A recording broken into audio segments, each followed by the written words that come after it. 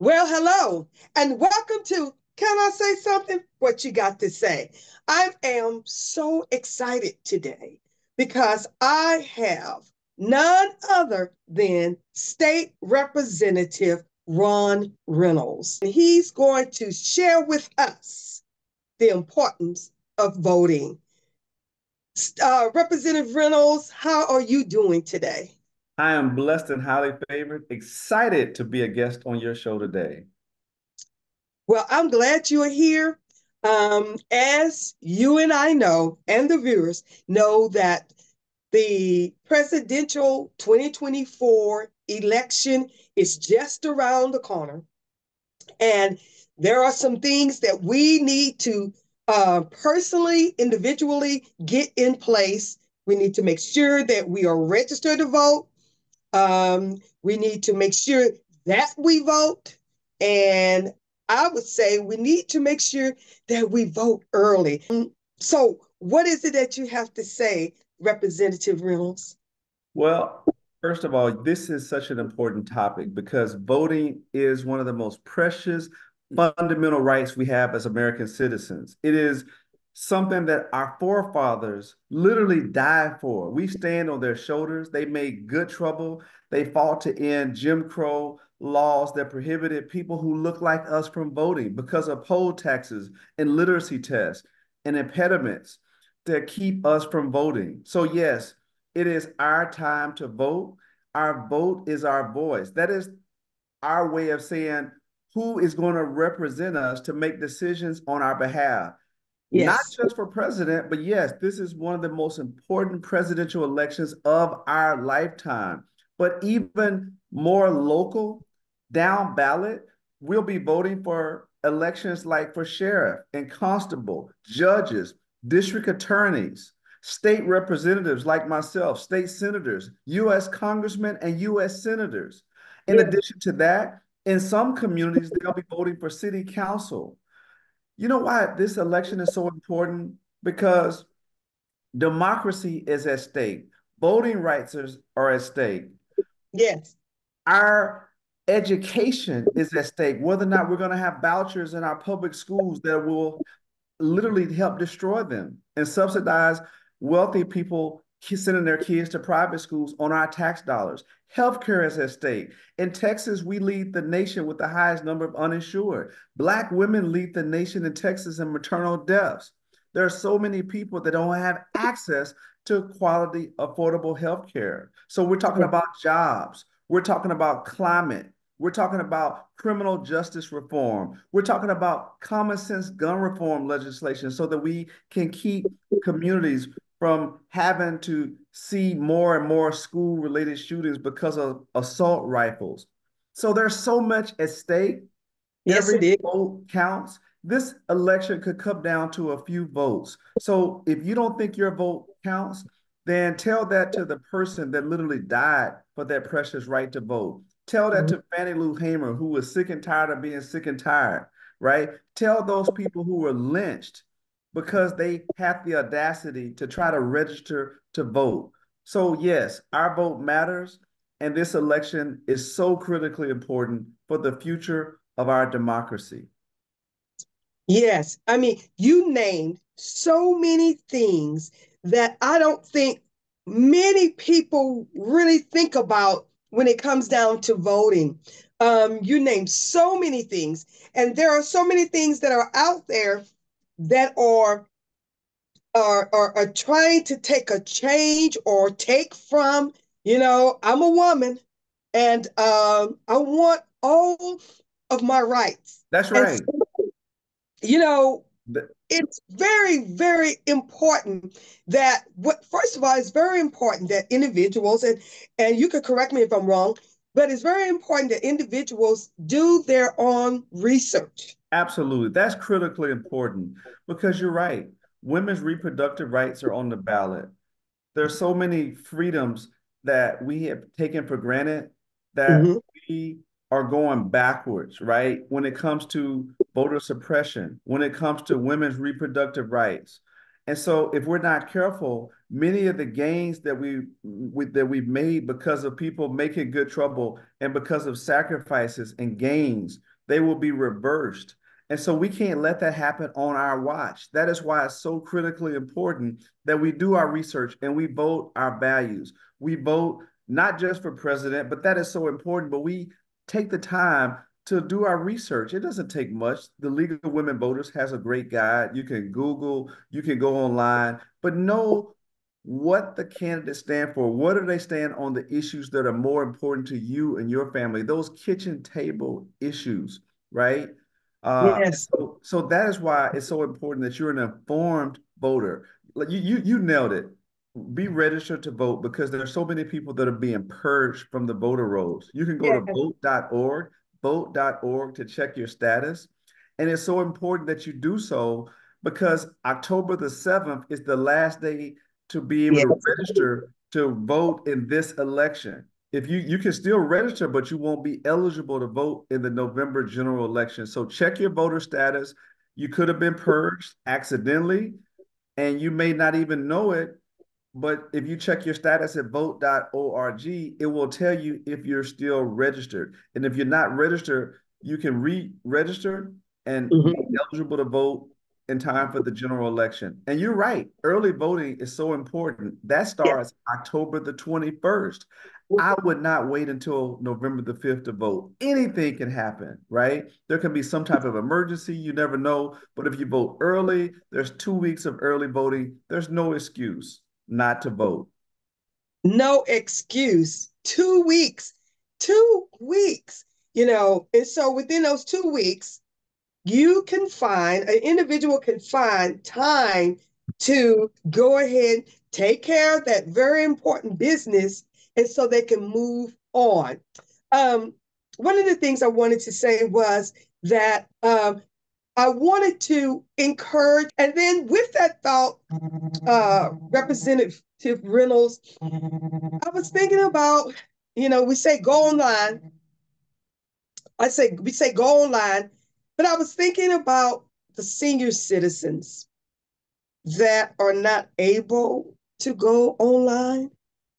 Is there anything that individuals can do to help our senior citizens right in our immediate family? I mean, with your grandmother, your grandfather, that auntie that's not savvy with That's internet, right. Right. anything that we can do to help make their um, voting more convenient or Yes. guarantee that they can vote?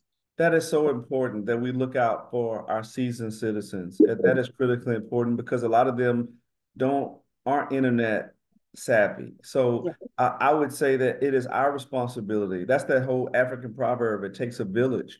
Be that villager that checks on that senior citizen to make sure that you assist them, right?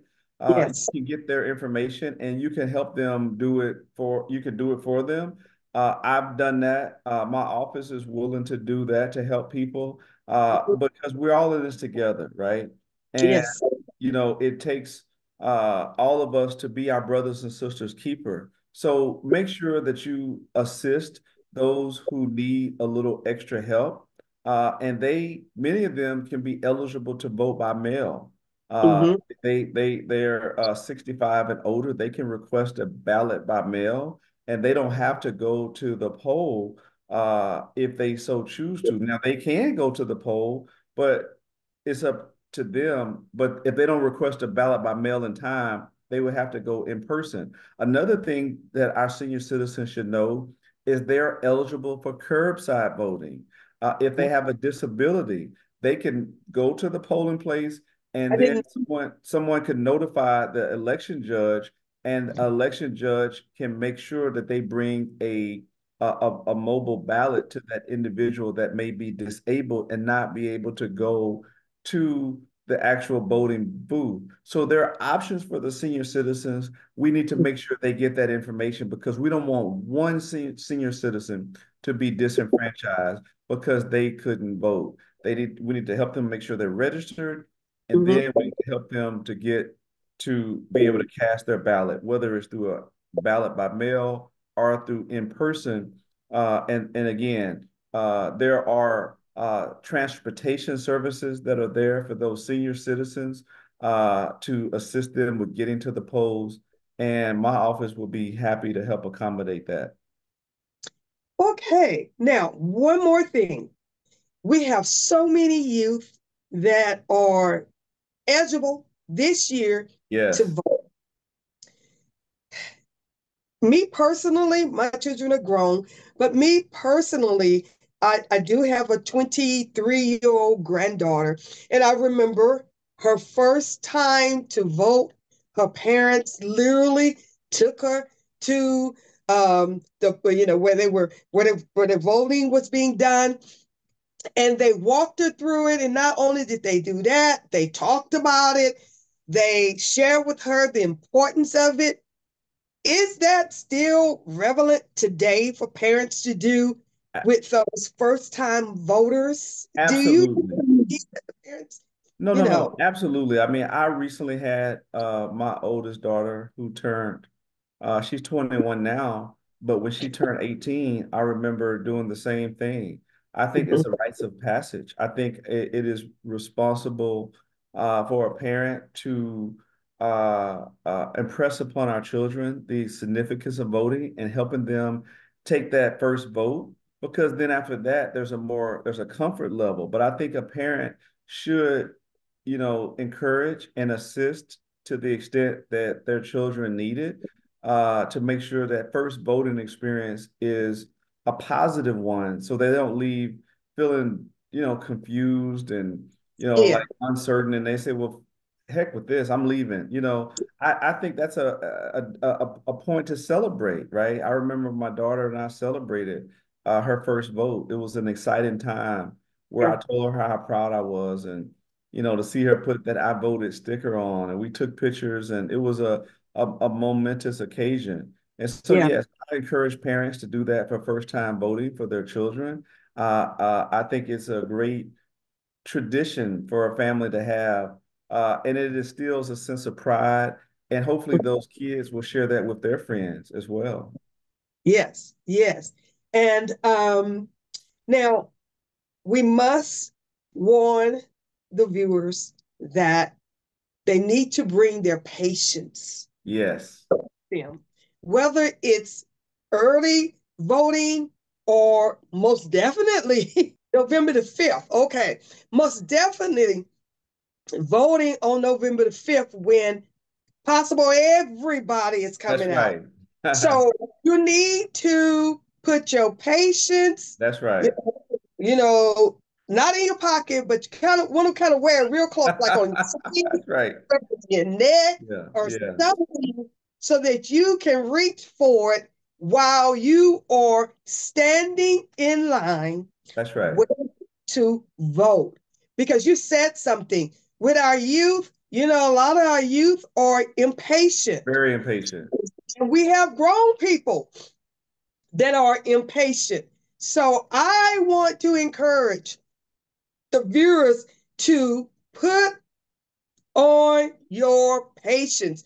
If you got to wear it in a hat, shoes, whatever, just cover yourself with being patient so that you won't get stressed out.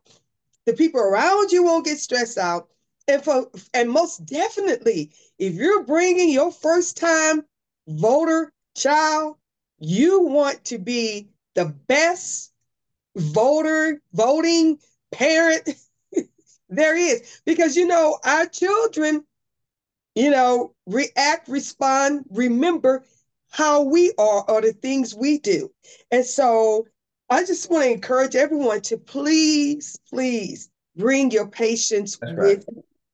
That is so important. But also, Yolanda, that is why it's important that they consider voting early, because there are less lines when they vote early. The Mhm. lines tend to be longer when they wait for election day or the last day of early voting. Those are the two traditional longest lines. Yeah. And so if a person wants to avoid the lines, there are many periods of early voting where there are literally no line at all. There's also a weekend, there's a one day of weekend voting, Saturday and Sunday. they can Mm-hmm. take advantage of as well. So there's literally no excuse. And No. if you wait to the last minute, you're going to be in a longer line. Yeah. Okay.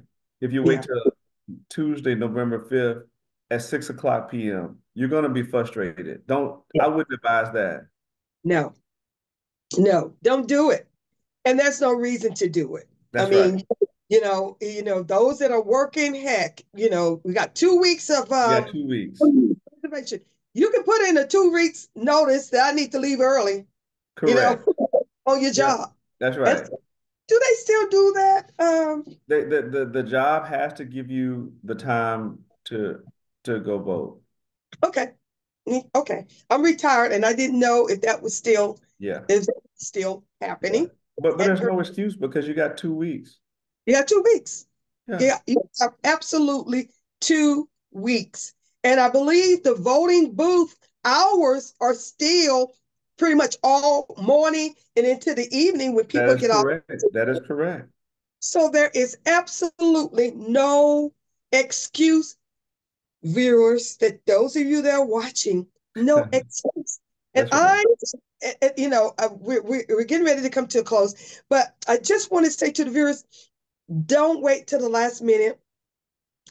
And even when you go, always pack your patience and just be um be excited Yes. about taking that initiative to voice your opinion, to voice what you want to see to happen in Yes. our world today. I Yes. mean, it's an opportunity, as Representative Reynolds have said already, that our forefathers have died for. Those that didn't die for, that someone were beat for. I mean, they went through some things for us today. They sure And did. we said that we are not taking advantage of those things that were set in place. Those opportunities that were given to us. Yes. We need to take it very seriously, Yes. and take advantage of the opportunity given to us. Uh, Absolutely. State Representative Reynolds, I really, really thank you and I appreciate you for tuning in, for answering the call, and for being a guest on Can I Say Something? What You Got to Say. Man, I really appreciate this opportunity. And I thank you. And do you have anything you want to say to the viewers before you go? In the words of Michelle Obama, our former first lady, do Uh-huh. something. Go out and vote. Wow. Do something, go out and vote. You heard that right here on Can I Say Something? What You Got to Say.